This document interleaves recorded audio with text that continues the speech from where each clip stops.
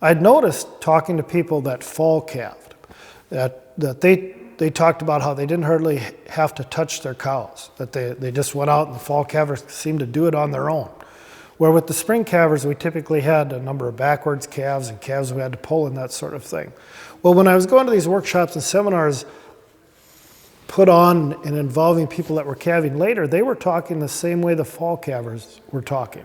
They were talking about how when they calve in May and June, they didn't have to mess with the cows hardly at all. And that has been the truth. That's the way it has been.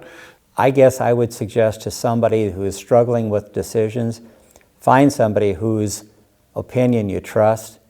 Go spend an hour or two with them, or at least talk to them on the phone about the transition and how they made it, and try and get a handle on it. Change is usually hard, but one thing I've learned, that if there's one constant in life, it's change. And so the question is this something that you're interested in engaging in? If I were to give some advice to the next generation coming along that was going to make a big change like we made with our calving change, I would probably tell them to do a lot what we did, and that was to do a lot of research before we did it. And we talked to a lot of people that had made the change to minimize the learning curve that we had. And so I think that would be a big part of it. Even though we did have a learning curve, I think that you have to experience some of it in order to know where you need to be. Dave Pratt from Ranching for Profit was putting on a seminar in Rapid, about a 3-hour seminar, and I went to it.